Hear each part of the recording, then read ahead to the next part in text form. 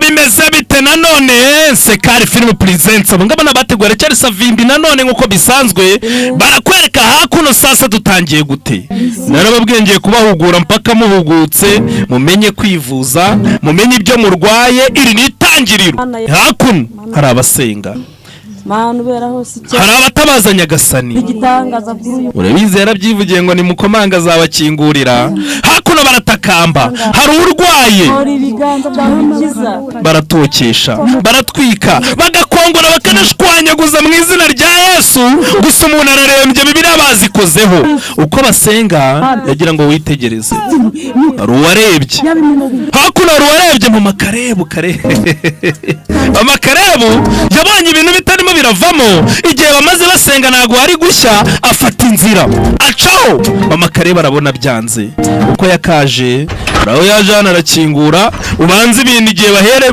bariyirije iminsi ngaho irashize umuntu ntakira muganga muri aho tabazi yuko waza kumuha umuti rwose hari umuntu urebye yafashwe arimo gutitira ahinda umuriro mwinshi umuriro ni mwinshi umuntu aratitira duha umuti ibyo bimenyetso ndabizi ibimera birimo imbaraga ndaje njyewe mukoreho ryake umva njyewe mu makanya twasenze byanze ngwino ukore muganga arabyumvise ibyo bimenyetso arabizi umuntu urwaye wafashwe gutya ibyo bintu ababizi feri ya mbere muganga yagiye guhamura no gushaka imiti ntago ari ukuyisoroma nta nubwo ari ukuyisarura babyita guhamura yagiye gushaka umuti arebe Nyagasani urabizi yaduhaye ubwenge arababwira ngo nimunabubura nzabareka ubwo rero ukoresha ubwenge niba Imana yaraguhaye ibijumba ukiga kubiteka ukabirya byokeje tayari ubwo ni ubwenge niba Imana yaratanze ibimera rero menya uburyo bikora umenye uburyo bivura ubwo wadutanze kubimenya ni umuganga ni umuvuzi wani ngo nta buganga ngo utagira ubuganga huza uyu nguyu yaragarutse sasa mu makarebu uko bagasenze iminsi kabibaye myinshi yaragiye ajya kuvugana na muganga arangije muganga ahita afata akazi hano bya bintu byo ngo none se ngo mufite angahe sabanza ajya gushaka umuti ikintu cya mbere no ubuzima bw'umuntu dore imisozi yuriye imisozi amanuka mu bibaya agomba gushaka umuti yumvise ibimenyetso umuntu afite bivuze ngo umuntu ararwaye sasa hakuno uyu mugabo mubona ngani Nsekari wenda ubu ngubu n'uburyo abonamo imiti ariko nanone afite ahantu akorera hano Nyamirambo mushobora kuza mukatugeraho inyuma ya Mezo Trezor gatoya ahantu hasigaye akorera Abapakistani hakurya mu marange neza none akanagusuzuma afite n'ibikoresho nibyo mbabwira mureke kwizirika ku bintu bya zamani nta muntu babujije gusenga murabizi byose tubishobozwa n'Imana ariko rero umuntu ntarwara unamujyanira abantu babyigiye babishoboye banabifitiye uburenganzira ntago ari kugenda ngo uvure bagukoreho bamenye urwaye iki buriya niyo byanze barakubwira bati noneho niba byanze jyana uko bagusuzumye bakareba urwego indwara yawe iriho abantu basobanukiwe dore imisozi dore anashakira imiti se ubundi ugira ngo we n'uwayigutuma wayibona bya bintu njya mbona muhinga iwanyu ngo by'umubirizi n'umuravumba n'ibikakarubamba ikirogora murakiza umuno murawuzi abo rero babaza wiri yose imiti yabuze hakuno yaraje imiti arabanza akayironga akayikorera isuku ikwiye murabona ibikoresho n'uburyo bayitunganya ntabwo ari uburyo bubonetse bwose umuntu arakora akavunika mbibutse ushaka kudusanga n'ahantu dukorera tukagusuzuma hari imiti ivura yajanga mwiriwe neza muri aho yaye umuntu yararembye gusenga ni ngombwa gusenga nta muntu wabujije gusenga ariko burya mwamwumvise umuntu maze rero ukomere ngo yararohamye Imana imwoherereza ubwato yanga kujyamo ngo paka Imana yimanukiye ikamuvanamo ngaho. Iyo miti ntago tuyemera, turakoresha imbaraga z'amasengesho, iyo miti ntago tuyemera ngaho. ntabwo tujya twizera ntabwo twizerera ibya saza bura kuvuga ngo ntiwizerera muri gakondo. ni umuti gakondo, ni umuti ukomoka ku bimera. Iyi ni umuti Imana yaremye ibimera kugira ngo bifashe ukomoka ku bimera, nta mbaraga zindi z'abadayimoni zirimo. Ibi bintu ntago ari ubupfumu, ni imiti, ni ukumenya ubwenge ukayiga gusa.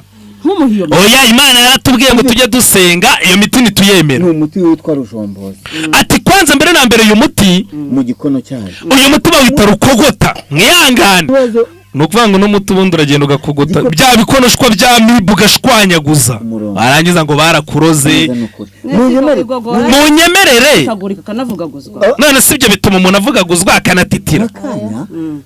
nka dogiteri, ibindi mubimbaze nyuma y'iminota, yewe mu makanya, ibindi mubimbaze nyuma y'iminota 15. umva, mumureke amuhe umuti. ibyo bintu byanyu nta musaruro biri, igihe mwasengeye nta musaruro biri gutanga, mumureke amuhe umuti. kwizera uyu muganga abantu bose bavuga ko avura, nagerageze na mukecuru. uyu muganga abantu bamutangira ubuhamya, buriya rero nibyo nyine umuntu yakurangiye umuntu kumva bamutangira ubuhamya jya ubyemera.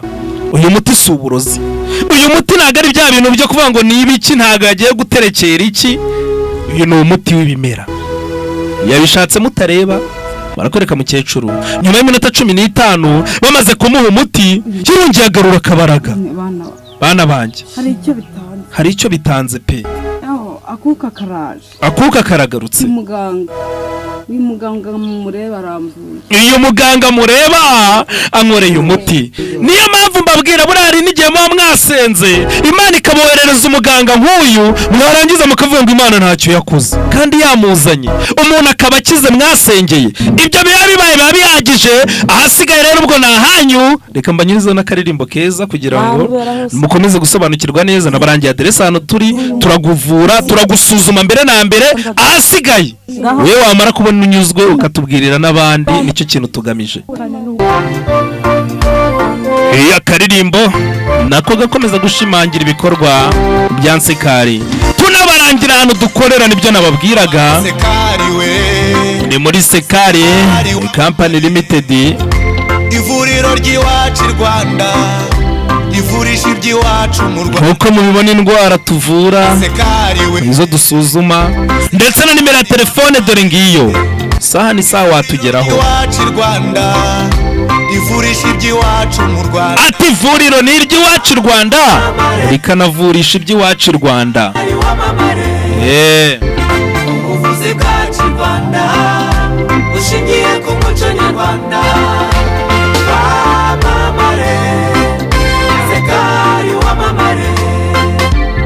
ubuvuzi bwacu i Rwanda bushingiye ku muco nyarwanda.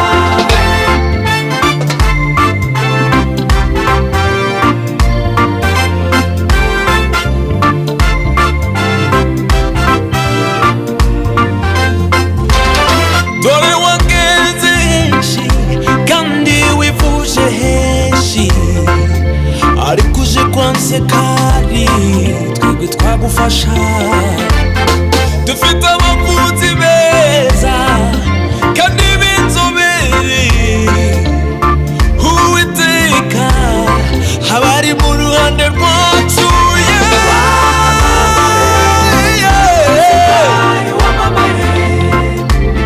ubuvuzi bwacu i Rwanda bushingiye ku muco nyarwanda. wamamare Nsekari, wamamare. ati wamamare rero nakubwiye abatugannye nibo n'ubu ngubu badutangira ubuhamya. urabizi iyo uvuye mwazana babiri bakazana batanu, agacumi senkane. ubwo rero nta mpamvu yo kubeshya abanyarwanda. abakunzi ba Nsekari, icyo twababwira saha ni saha, dukorera hariya mu Biryogo inyuma neza ya Maison Trésor. muhageze uwo wabaza wese yanahakwereka, gusa ibyo dukora nta n'amayobera ahari. ubwo hasigaye ni ahanyu. uramutse urwaye mu ndwara urimo urabona aho ngaho, amibe, zazindi ngo anye n'ubuzima wenda ngo gahunda z'urugo ntabwo zinoza neza, hari abantu baba byaranze. Hano turagusuzuma, ntabwo ari ugupfa gutanga umuti ngo urwaye iki, turabanza tugasuzuma ni iki gitera iyo ndwara, ubundi ahasigaye igitera indwara cyabonetse, ubwo indwara iba yakize. Ngo rero muzatugane ubundi tubakire neza, nimero ya telefone dore ngizo hasi, ahasigaye ni ahanyu. Imana inabamera umugisha.